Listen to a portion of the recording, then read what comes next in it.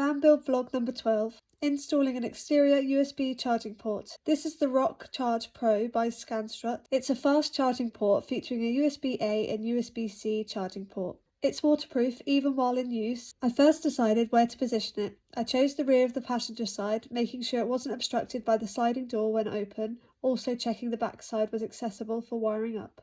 To install, I held up the gasket and marked the two centre holes, cut out a 29mm hole with a hole saw. After cutting the hole, I dry fitted the port and lined up the screw hole, marked its position, then drilled a pilot hole. After deburring the sharp edges, I wiped clean any grease or debris and primed the exposed metal. To secure the backside and have something to screw into, I cut a piece of 12mm plywood, marked the 29mm hole, cut it out and varnished the whole thing to prevent water damage. To wire up the charging port, I got 2.5mm black and red cable, which I cut to 1 metre lengths and stripped the end.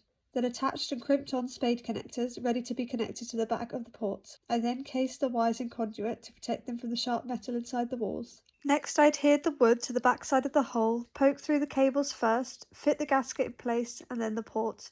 They provided a screw which I screwed in through the port into the wood behind. Then to tighten everything in place, I screwed the lock ring onto the back. Its click and lock lid allows the USB to remain waterproof while in use and can charge two devices simultaneously, even modern laptops. My name's Elle and I'm currently self-converting this van into my travelling haven on wheels. Follow for more.